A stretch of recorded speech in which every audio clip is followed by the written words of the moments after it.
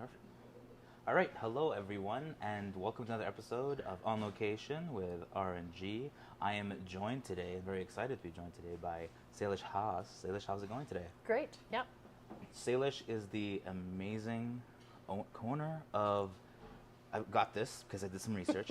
It's going to be the next act where we're at right now, Meet, Pip, and Pals. And Marlo. And Marlo, oh my God, as well, just right next door, yeah. Oh my gosh, that's amazing. Yeah, the Marlo one, that was new for me. Brand new, yeah. Ah, that's why, okay. Because I was like, doing the research, I'm like, and I was like, wait a minute. Like, all of them within the same kind of location. That's very interesting. We like to play Monopoly, No, yeah. It just took over the block. No, that's fantastic. I had no idea, because it's funny, like, coming to the next act, every time I've kind of, like, opened up the menu, it had, like, I think it was a donair that is featured with the meat from Meat, and I was like, oh my gosh, I want, like, at the time ignorant, I was like, I wonder if they like have a partnership together. Yeah, like, sure. And then sure enough, I'm like, oh no, it's because they're under the same umbrella. So I have to ask, with so many awesome places, how did you first kind of get started in this industry? I have two business partners. I'm co-owner with Michael Rebalkin and Nathan McLaughlin, and we started out as high school buddies. Mm-hmm. And then we, going on in our careers, we decided we kind of wanted to do something a little more local, work together, create a partnership, and we bought this little pub just off Whyte Avenue. Oh, okay. Everybody thought we were kind of nuts to buy, have three owners with a small little pub just off Whyte Ave, but here we are, and 14 years later, we have continued to sort of see opportunities in the neighborhood and capitalize on different opportunities where we can have, other styles of restaurants in the same area that we can go to work and rotate our space at. That's amazing. No, and so was this the first one, or did you kind of start, because I remember the food truck, it was the act, right? That's right, yeah. Was that kind of the first one? No, actually, we started with the next act, and then I had told my business partners we weren't going to talk about another business for a full year. We had to kind of lock this one in for a year, see what we wanted to do. And then at the time, the show Eat Street was on, and I loved it. I was like, okay, taking a food truck onto the road. And so we thought, well, rather than doing a new business and creating another brand and whatever, why don't we take the one that we currently have and take it onto the road? So we called it the Act Out and About, and we took just a smaller menu, condensed down, and went to different festivals and events and did lunchtime downtown and tried to sort of take our burgers out on the road to kind of get our name out a little bit more, that we'd rebranded and bought the space. No, that's fantastic. I remember the very kind of first time that I had come across the food truck. I think it was Taste of Edmonton, back when it was held in kind of Churchill Square. That's right. Way back when. But I, a little background for the audience, I'd always volunteered for Heritage Festival. And for Heritage Festival, it was insider knowledge, I guess, but they give you kind of tickets and everything when you volunteer to go out and try different various foods yeah. and everything. So when Taste of Edmonton came around, my girlfriend at the time was volunteering there, and I was like, I know this game. You get tickets. Let's go get some food. And so I had to narrow down and kind of eliminate places that I would have tried in Heritage, because sometimes they cross over. And then there was three that I was like, I've never had these at Heritage. So I went over, and sure enough, it was the peanut butter and jelly burger, and I was like, I've got to try this. I've got to have this. I need to know why peanut butter, why jelly, and then of course had it. Was immediately in love. I think in the 3 days that festival spanned for, every day we'd go there, and she was like, what's wrong with you? I'm like, nothing. It's just a great combination of flavors, and I love it, and I wish they had a place where I could come and try it all the time. And we did, and yeah. At the time, I had no idea, because in my head I was like, they must be different places. The next act and the act, they must be totally different. And now, here we I've are learned, with the same burger on the menu. So it's a peanut butter and bacon jam. Okay. So the jelly component is a bacon jam, which we make in-house alongside our patty and a crunchy peanut butter, and it's a good combination. So I have to ask, who came up with it? I did. Oh. Which is funny, because I don't eat meat, so... Really? So you were just off the top of your head, you're winging this will go with this, and they're sure. You kind of think beef saute, right? Like a peanut sauce or whatever. And I'd heard of a peanut butter burger before, but not with the bacon jam component. And I'm sure other people have done it and have explored that flavor combo. But for us, it was unique to where we were, and we're excited to sort of offer something a little off menu while still not being totally crazy. Oh no, it was great. I at the time was like, I don't know, and like, you know, the question, the hesitation, but then went absolutely well. And then I got to learn that like you had the next act here. Funny enough, this place, I don't know if you know, and I feel like you do, is often like our friends in theater. This is the absolute place hub to come. And it always sort of has been. I don't know if it's called the next act. That's why sort of it resonates. We're in very much a theater community here. There's lots of local theater works being done, and theaters in the area that they do come to us. And we were one of the only late night options. So when the shows were done, you could come and grab a snack and a pint or whatever you felt like. And it was just a nice way to sort of collaborate with the neighborhood.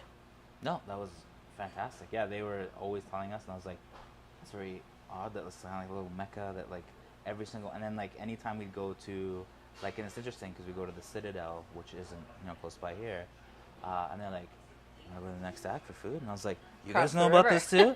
You guys know about this place too? And they're like, all theater heads know about this place. I'm like, oh, interesting. No, it was very fascinating. So for our viewers who are trying to kind of, I want to say like enter into the restaurant industry, what tips would you give, I guess I'd say, like your younger self before you had kind of entered the space? Ooh, okay. Well, you know, it's a wild game. Like it's a tough industry to enter into. While, you know, there's a lot of, I mean, there's so many overhead costs and there's so much to sort of take into. But my biggest advice would be, try not to do it alone. It's tough. It's like very isolating if you're on your own. There's so much to do, which is why the three of us make a really great combination. So we all sort of have our own niche that we look after in the restaurant, of all five now. So we sort of float around and we're not as hands-on as we used to be when we just had the one or the two or the three. But now that we have five, we sort of just, you know, overall watch the umbrella of the restaurants and try to help the managers and the teams work together to make sure that we're implementing all of our, you know, values and great food and great service. So I think, you know, look at why you're doing it. For us, it really was about creating a space that we wanted to hang out ourselves. Okay. So we decided, you know what, this is, and if you're going to open a business and start something, like make sure it's a cuisine you're passionate about. Even though I don't eat meat, I am very passionate about all of our menus. No, I was going to say, this must have been kind of difficult then, I guess, to open up meat. Which was, you know, like Texas. I'm a business. Like, I'm an opportunist. That's you know? right. Business first. Yeah. And luckily, two other people in our company, and we do have a third partner over there, and he, or a fourth partner, I guess. He is the general manager over there, and he, I mean, looks over the business, and they all eat meat, so it's just sort of funny and ironic. I get a kick out of it, which is why we called it meat. No, and it was great there too, because it's interesting enough that like when I arrived in Edmonton, I was like, you know, here are like things that are kind of like missing, and then through the years, it's fascinating that you managed to like completely fill that. Because the first time I went to meet and looked at the menu, I was like, this is exactly what I was hoping for. This kind of like Texas style barbecue. Yeah, and I was like, and I never like going down to the States, I would say it's everywhere. And then here I'm like, it's weird that once the border happens, it's like it's far and few in between. Yeah. And I'm like, why would that be? I'm like, we enjoy the same things. But yeah, sure enough, as soon as I entered, I was like blown away by like the cherry sauce and like just the combos there. I was like, this is just amazing. But yeah, I'm going to stop talking about a meat-only place to get someone to eat meat. But I was going to say, of the restaurants that you have, is there one, like, is this one still the one you hold the most dear? Or have you kind of like, I guess I'm asking favorite child, which one? I think because it's our first, and this is sort of what kicked it all off for us, I believe the next act will always be like the strongest, pivotal, like, cornerstone of our business and brand. And I think if you tell people and ask them if they know who we are, typically we refer to the next act first. We always say, oh, we're only the next act and blah blah blah. So I think when it sort of kicks off who we are, and it helped expand who we are. But I do love them all very differently and all equally, but all for different reasons. The very safe, yeah, like parent answer of like they're all my favorite, yeah. I eat at Pal's the most. Okay. Just because my office is over there, but and it, you know, who doesn't want a sandwich for lunch? No, but Pal's is interesting because I learned that like, because I was trying to think to myself, I'm like, next act I get, meat I get, you know, like all the names kind of like fit, and then Pal's I was like, well, I'm gonna assume like friendly atmosphere, and that's Pal's, but it's actually there's more to it with the head chef. That's right. Yeah. So he signs off all of his emails, your pal, with his name, and so. And like, thanks, pal. He'll always refer to everyone as pals. So then when we were moving him over from, he was our head chef at Pip, and we talked a lot about sandwiches being a component of premium comfort food that we still offer. Like that's kind of our description we like to refer to all of the restaurants is it's just a style of comfort food that hits home. Okay. So he was like, well, I want to do sandwiches or a deli or something along those lines. So then when it came down to, you know, creating a space that was just casual, like you said, we wanted to, you know, and we asked him if he was okay calling him Pals. And he was like, well, it's in my vocabulary, so I guess I am. No, that's amazing to do. So if you had someone, and I always kind of ask restaurant owners this, if someone were to come in, what is your objective besides having them fed when they come in through the door? You know, standing right over there, you can't see it, but it does, a big slogan that we've had and has sunk in with us for a very long time was to come in good and leave better. So whether that's a experience where we've made you feel welcome and that you've had a great meal and you feel satisfied going and you've been able to try a sandwich you've never had or a burger that, you know, is your like go-to that you love. It's just we want you to feel that you've come in and you've left just slightly better than you did before you came in. Fantastic. That's always awesome. And then it's funny how the answer is like for the places that we interviewed, very similar. Like we want you to kind of leave with a smile on your face or just leave that much better when you came in. Like an experience that just feels good. No, it's fantastic. That's pinnacle of everything awesome. So then I have to say, if you were from the owner's mouth directly to kind of briefly describe each of the 5 things to someone who's looking to come in for a certain meal, how would you describe each of the locations? Next act is like your mainstay. Like it is like you could go on a long bike ride, you could come in with your grandma, you could, you know, bring your kid for a Saturday brunch, and just it sort of is great for everybody. It's sort of welcoming, it's casual, it just, you know, you get that backyard burger kind of feel. And, you know, the staff really recognize who you are and they remember a lot of our regulars, and we do have probably the most loyal regular following here at the Next Act, and it's got sort of this dated 90s feel that we love. Like it's been around since 92, and so we sort of have tried to keep a lot of that being, you know, classic and nostalgic, even though we've updated as we have. And then meat is just like, you know what, you want to go with a group, you want to have a Texas-style barbecue, you want to eat a lot of meat and just, you know, and the sides too, which primarily are vegetarian, so you get a bit of both. And it's great for larger groups, like up to 10 people or family gatherings, or and it's all family style, so you share with each other there. And that one's got a kind of lively, special event kind of feeling to it. Even though it's still casual dining, it does. You wouldn't probably want to eat at meat every day. Okay. Yeah. No, I mean, you can. Please feel free. But imagine that all that kind of meat, probably not. You know, every day, it's more of like your special, like fun evening out kind of a thing. Then we've got Marlowe, which is right next door on the other side, and it's very small. We've got just classic homemade tacos and margaritas. So it's all tacos a la carte, so you just come for a quick bite. You can have 1 taco, 2 taco, if you're brave enough to try 3. Oh. They're a little heavy. We make all of our corn tortillas from scratch. We import corn from Mexico, and then through a process of nixtamalization, we create the mesa with the corn. Nice. And then we create them through a tortilla press and make them all by hand. Oh, that's so awesome. It's quite a process, but it's something we're really proud to hang our hats on, to say that we are making tortillas from scratch, and then everything in-house is made, sauces, meats, everything. So that's just like a quick, casual, fun, smaller groups, because we're not so big. We only have 28 seats in there. And then Pip is sort of more your elevated comfort food. So it's more like premium comfort food, like you'd come in for a nice date or an evening out with friends, and it's more, intimate and great cocktails and a little bit more, not a formal vibe, but just a little bit more of an elevated experience. And then we have Pals, which is our casual sandwich shop just on the side. And so Pip and Pals share a space that is really unique in that they're very different feelings, but it's one space that shares the room. No, that's amazing. And it's also interesting, like, we might also put a little ad in here. Rekha will probably do it. But yeah, it's crazy to me because I was like, oh, it's so nice that they have like meat next act. I'm like, wonder if Marlowe's, and then you're like, no, that's us too. I'm like, because it's that beautiful kind of like corner. Was that kind of like pure happenstance, or were you kind of like slowly talking to owners of like like were you kind of like putting in their ear that like, hey, listen, if you're going to leave here, we'll take it. Yeah, come. You know what? This one was a total surprise. They pretty much left. We had no warning, and they just were gone one day. And so I had said to my business partners, like, you know what? Why don't we take it? And we had no idea what we would do. We had no money, but we said, you know what? Let's try for it. And when it came down to it, it was like, well, if it's not going to be us, it'll be someone else. So we might as well try.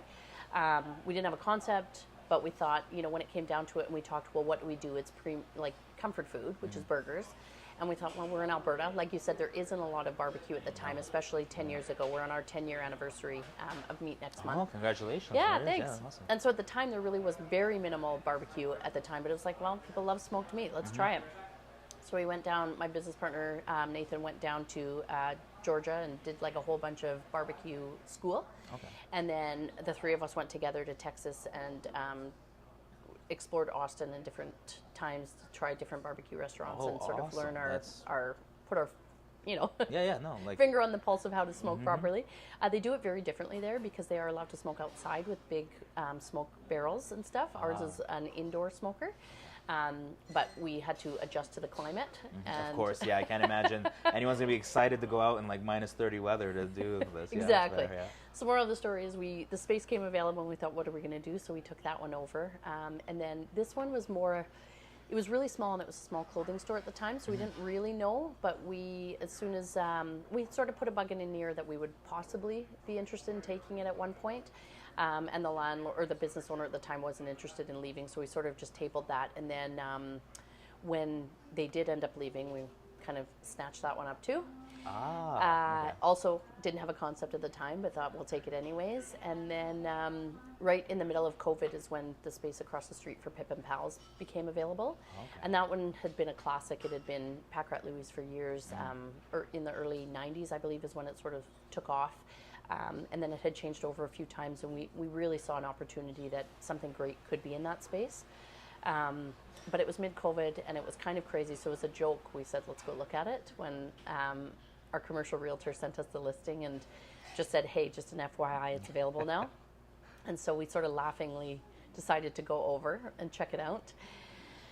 Fast forward, here we are. So no, that's amazing. I must imagine that realtor is probably like, like anytime any of the other ones, like, are you? Yeah, well, who's next? Yeah, which one's next? I will say we're not doing anything else. That's it? Yeah, I'm done. You sure? Before you even ask, we are tired. We're old. We're no, that's completely fair. Which like gives a good segue to the next kind of question that I wanted to ask, which is you had mentioned that of course, as you kind of gained what I want to say is like the Monopoly board kind of collection of that like awesome corner. Question number one is, what does it mean for you, like as an owner, to kind of be in this Whyte Ave kind of community? Yeah, it's it's changed a lot, but we love it. I mean, the community is so much of who supports us. It's why we do what we do. It's like our community is an incredible place to be. Like the businesses all rally together. It's a very supportive community. We love all of our clientele that come from all over the neighborhood or who come from far away to join us. It just being in this area, I don't know. We've entertained the idea of crossing the river, doing other things, and as it stood, it hasn't been of interest to us. Once we sort of weighed out the pros and cons, being here and having all the businesses right together, we can always help each other out. Whenever we run onto something at one store, we run to the other, and it just really is very supportive. And all of our teams know each other. They go and eat at other restaurants, and it creates more of a friendlier vibe that we love, which is why, you know, Whyte Ave is really strong in our hearts. No, beautiful. That's an awesome location. It's interesting because one of our prior interviewees was Sugar Bowl Sean, who did Gross Sugar Bowl, and then like he's doing kind of a similar thing where like it's slowly like restaurants and that across the river, and I was like, is this just a thing that just happens? You're like, you know what? We're here. We've been here for a hot minute. We're going to expand kind of going this way. There's a few of us who have done that. Yeah, it's just nice to sort of like expand on your brand to make sure that, you know, you can try different things. And I think a lot of that comes down to either having really great talent in your restaurants that you have an opportunity to give them a new space to work at, or having your chefs do have a lot of creative ideas that want to be able to explore different cuisines. So having a new space helps them be creative as well. No, it's fantastic. And I have to also ask this one is, how often does the staff get to kind of contribute to the items that kind of go on the menu? And do you shift them? Yeah, totally. I mean, here at Next Act, we have a cameo burger that we feature every week. It rotates, and it's always coming from a different chef. So they all pitch their ideas. We try them at meetings, and if it's a go, we let them have it. So they're always named after movies or actors or whatever. It's sort of like our thing, which is why it's called a cameo burger. We love to let them explore. Same thing with different cocktails. We have a rotating cocktail menu at a feature at Pip and at Meat, and so those are usually pitched by staff that want to explore, you know, different bartending skills and being able to explore different ingredients that we might not have on the regular menu. No, that's fantastic. It's always great to see like when everyone can contribute to making the whole happen. You had mentioned earlier that like as time has gone on, you were trying to be a lot less hands-on. Was that a difficult kind of thing to do and slowly just go like, listen, it's 5 places, I can't be everywhere at once. Yeah, I need to just like manage where I am. And like, funny enough, even like today when we had come in, like you were kind of like checking on Pip and got like, it was all of it. So how was that something that you kind of had to, because I imagine with this being your baby and you kind of literally raising it all the years, right, that it must be hard to just go like, okay, someone can do this, I'm going to like focus on this, and like kind of assign and delegate? Yeah, I think as we've sort of, with our growth, it's been really important for us to put the right people in leadership roles. So having a really strong and capable general manager and kitchen manager has been key for us to be able to sort of take a step back and let the businesses run autonomously through them, and then hiring great shift managers and people within our business who can, you know, hold the business accountable and be responsible. And it wasn't easy at first, but it's gotten a lot easier knowing how capable and how great all of our head managers are with the business. No, it must be awesome to have them kind of all regulate, because yeah, in my head, as soon as you said 5, like I only run 1 company and I'm already like, oh god, to hear that like, hey, double it or triple it or quintuple, like a quintuple it is like, oh my gosh, it's like, getting tough. Oh, well, last year, okay, so when we opened Next Act and Meat, that was like, when we opened Pip and Pals across the street, that was probably our largest growth expansion in the shortest period of time, because these ones were kind of gradual and it was easy, and that was very quick with a lot more people. So we sort of went from a staffing of about 110 to about 230. Wow. So with all 5, yeah, and so I think the biggest thing for me has been able to like, I know a lot of them. I know a lot of their names. I know a story about them, but it's gotten to the point where there's people that work on days when I don't, or they're here on, you know, evenings. Do you work here? Yeah. I do. I say, ooh, who are you? and you know what? It's just gotten to a point when you have 230, it's like, it's almost impossible to remember everyone's name and that they work for us, which is, you know, it's been the hardest, and like I've had to almost just let that one go, and I try my best and make my rounds, but I can't get them all, especially at season change. So like hiring new people for patio and seasons and stuff. So with the expansion and growth, that has been one thing to sort of really continue to strive and work on for us. No, that's fantastic. And just so some folks know, because I know we get asked this all the time, when you say season changes, what seasons are you most likely open to bringing on new staff, and what seasons are like, absolutely not. That's like, yeah, it's not happening. We can't do it right now. Like, Yeah, so starting with patio expansion is huge for us because we add a ton of seats on the block with patio seating. And so with that, I mean, April right now is our absolute prime time. So if anyone's looking, come and send off your resume to any of the spots. And we love to hire, we don't really hire specifically just seasonal people for summer. We hope that they can transition their schedules and continue on. We have a really great staff retention that they just typically we don't have huge turnover. We're really fortunate for the people that we do pick and select for our business, and they typically try and stay along with us for the ride. And so with that, April is great. I would say we're always sort of accepting great resumes, but yeah, after Christmas is pretty quiet for us. Okay. So we aren't always hiring, but there's always changeover and transition. So we're always taking resumes when we can and looking for great, talented people who want to work within our brand.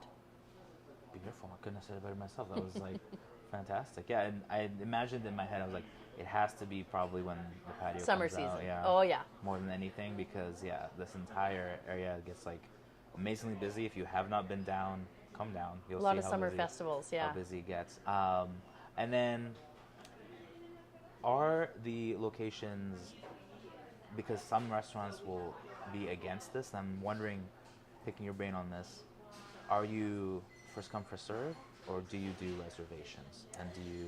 Yeah, so because they are very casual environments, they are typically all first come, first serve. We seat you as you come. We do take, because of PIP's sort of slightly finer dining experience there, and it's a little more formal, people, dates or anniversaries or special events, we do take reservations at PIP. In the evenings for dinner, and we do have one small semi-private room that we do reserve out for brunch and dinner over there. Oh, perfect. The rest, just come on in and we'll seat you as quickly as you can. It's when you can. No, it's impressive that multiple times, even I'm like, it's late. Surely no one. Nope. Every get a time, table. I've come by. I'm like, I hope we get something. Because it's just awesome that and then that also has got to be a badge of honor that anytime someone's like, let's go there, and that's oh gosh, I hope we have a seat, because that means that the locals and the local community is just this is our gem, this is our treasure, we're all of course going to be there because we love it. It's got to be kind of nice to, you almost want to be busy but not too busy where people are turned off from coming here, right? So we try our best to get people in quickly. The wait usually isn't too bad. So if you do come and find that there is a wait, we do our best to get people in. I would say brunch at PIP is the longest sort of wait time, or an evening at meat can kind of be your sort of longest waits. But I mean, you can go for a walk in the area. You can sort of, we'll text you when your table's ready. We put you on a wait list and we get you in as quickly as we can. No, fantastic. And even as we are here right now, you opened heading into lunch. Yeah, you opened up right at 11, and I was like, oh, we might have a few seconds before folks come in, and it was 11:05, I think, that someone just popped in the door, and now they're ready for their filling burgers. up. No, it's amazing. It's impressive. It's gotta that's always the best thing to see is that because originally I was I wonder if I can get you on, because I'm I imagine with so many restaurants probably so busy to have you come on. And so as I was messaging, I'm oh no, I hope they have the time to do so, and there's a slot where we can come in that wouldn't be busy. But also in my head I'm I've been here enough to know better that it's going to get busy quite quickly. So if you are watching this right now, the restaurant is open. You can come in. Don't come here, but the place is definitely open, and I'll be more than happy to serve you and take you. We're going to cut very quickly, and when we come back, we're going to be trying some new menu items. You bet. Awesome. Yep.